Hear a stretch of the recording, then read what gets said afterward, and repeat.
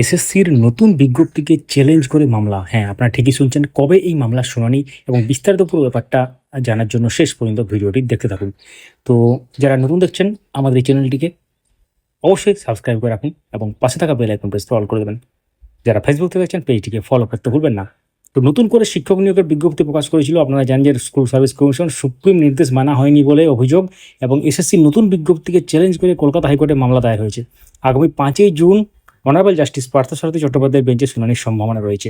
নতুন এসএসসির বিজ্ঞপ্তি নিয়ে মামলাকারী লুবানা পারভিনের দাবি 44,000 নিয়োগের যে বিজ্ঞপ্তি ও রুল প্রকাশ করেছে তা অবৈধ। বয়সের ছাড় থেকে অভিজ্ঞতা নম্বর সব ক্ষেত্রে নির্দেশ লঙ্ঘন করা হয়েছে বলে দাবি তার। এক্ষেত্রে তার অভিযোগ তিনি জানাচ্ছেন এটা আর কি।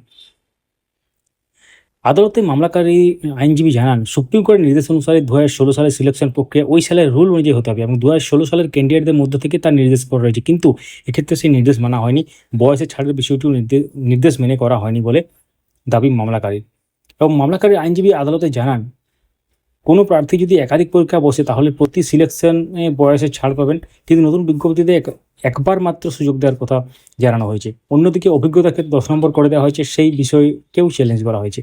এবং এর আগে আপনারা জানেন নিয়োগ দুর্নীতির কারণে 26,000 প্রায় যে চাকরি বাতিল হয়েছিল এবং সেটা নির্দেশ দেওয়া হয়েছিল মহামান্য শীর্ষ আদালত সুপ্রিম কোর্টের পক্ষ থেকে, এবং সেখানে আরও অনেক কিছু ব্যাপার লেখা ছিল এবং সেই ব্যাপারটা আপনারা জানেন। তো এর সাথে আপনাদের উদ্দেশ্য বলে রাখি, এসএসসির আগের বিজ্ঞপ্তিতে লিখিত পরীক্ষা 55 নম্বর ছিল, শিক্ষাগত যোগ্যতার উপর 35 নম্বর ছিল, ইন্টারভিউ ক্ষেত্রে 10 ছিল, কিন্তু নতুন বিজ্ঞপ্তিতে লিখিত পরীক্ষার নম্বর বাড়িয়ে 60 করা হয়েছে। শিক্ষাগত যোগ্যতা 10 নম্বর সর্বোচ্চ এবং এখানে 25 নম্বর কমিয়ে দেওয়া হয়েছে। বদলে যোগ করা হয়েছে শিক্ষকতার অভিজ্ঞতা এবং লেকচার ডেমনস্ট্রেশন। শিক্ষকতার অভিজ্ঞতার উপর দেওয়া হচ্ছে সর্বোচ্চ 10 নম্বর। এবার এই বিজ্ঞপ্তি নিয়ে কিন্তু মামলা দায়ের হয়েছে। তো শুনানির ডিটেলস এবং তার সাথে একদম কেস ডিটেলস সহ যে বিস্তারিত সেই ভিডিও আমাদের চ্যানেলে আসবে, সঙ্গে থাকুন, দেখতে থাকুন। মূল্যবান মতামত কমেন্টে জানতে ভুলবেন না। এবং আপনারা এটা নিয়ে কী মনে করেন, মামলা হওয়ার যে ব্যাপারটা হয়েছে অর্থাৎ মামলা হয়েছে যেটা, এটা নিয়ে আপনারা কী মনে করেন কমেন্টে লিখুন। Thank you so much for watching.